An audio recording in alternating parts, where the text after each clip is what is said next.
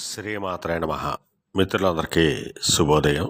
ఈరోజు శ్రీ శార్వారినామ సంవత్సర కార్తీక శుద్ధ దశమి మంగళవారం. ఈరోజు పూర్వభద్ర నక్షత్రం.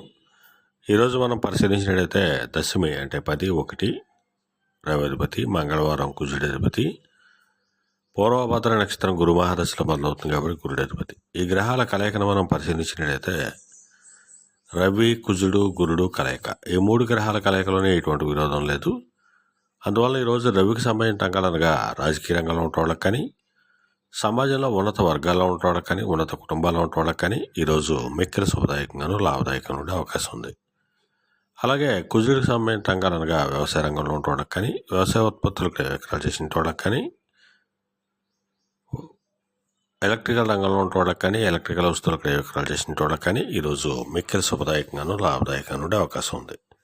అలాగే గురుడికి సంబంధించిన రంగాలనగా ఫైనాన్స్ రంగంలో ఉంటోళ్ళకి కానీ, బ్యాంకింగ్ రంగంలో ఉంటోళ్ళకి కానీ, మధురమైనటువంటి వస్తువులు క్రయ విక్రయాలు చేసిన వాళ్ళకి కానీ ఈరోజు మిక్కిలి శుభదాయకంగాను లాభదాయకంగా ఉండే అవకాశం ఉంది.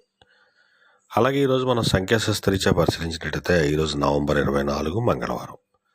24 అంటే 6 శుక్రుడి అధిపతి, మంగళవారం కుజుడి అధిపతి. సంఖ్యాశాస్త్రరీత్యా కూడా కుజుడికి సంబంధించిన రంగంలో ఉంటే వాళ్ళకి శుభకరంగా ఉండే అవకాశం ఉంది. అలాగే శుక్రుడికి సంబంధించిన రంగాలనగా కళారంగంలో ఉంటే వాళ్ళకి కానీ, కళాత్మకమైనటువంటి వస్తువులు క్రయ విక్రయాలు చేసిన వాళ్ళకి కానీ, సుగంధ పరిమళ ద్రవ్యాలు క్రయ విక్రయాలు చేసిన వాళ్ళకి కానీ, సౌందర్య సాధనాలు క్రయ విక్రయాలు చేసిన వాళ్ళకి కానీ ఈరోజు మిక్కిలి శుభదాయకంగాను లాభదాయకంగా ఉండే అవకాశం ఉంది.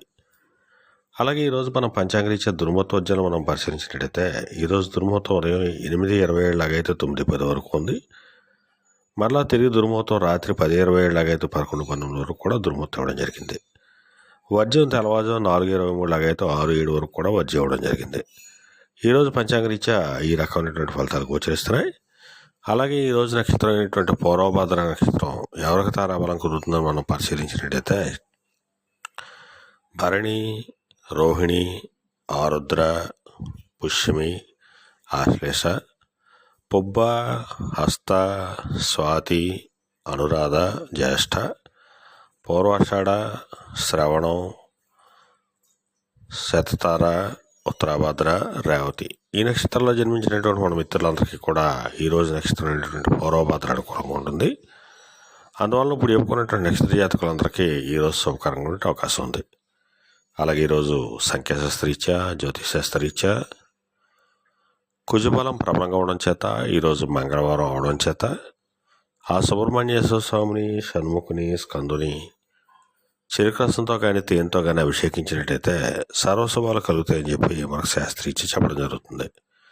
అలాగే ఈరోజు మంగళవారం, అందువలన లేత పసుపు రంగు వస్త్రాలు కానీ లేదా దవడ వస్త్రాలు కానీ ధరించినట్టయితే సర్వశుభాలు కలుగుతాయని చెప్పి మనకు శాస్త్రీచ్చి చెప్పడం జరుగుతుంది. అలాగే ఈరోజు కుజబలం ప్రబలంగా ఉంది. అందువలన కుజుడు సుక్షేత్రాలైనటువంటి మేష, వృశ్చిక రాశిలో జన్మించిన వాళ్ళకి ఈరోజు విశేషమైనటువంటి ధనలాభం కలిగేటువంటి అవకాశం ఉంది. అలాగే ఎప్పటి నుంచో పెండింగ్ ఉండేటువంటి పనులన్నీ కూడా ఈరోజు పూర్తి అయ్యేటువంటి అవకాశం ఉంది.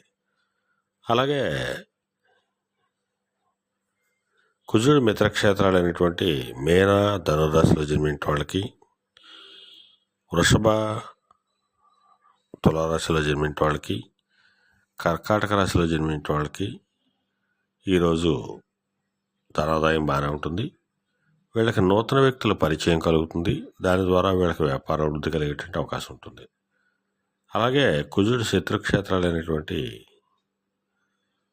కుంభ, మకర రాశిలో జన్మించిన వాళ్ళకి, మేష, మిథున, కన్యా రాశిలో జన్మించిన వాళ్ళకి ఈరోజు అతి సామాన్యంగా ఉండే అవకాశం ఉంది. అలాగే సింహరాశిలో జన్మించిన వాళ్ళకి కూడా ఈరోజు ధనాదాయం బాగానే ఉంటుంది.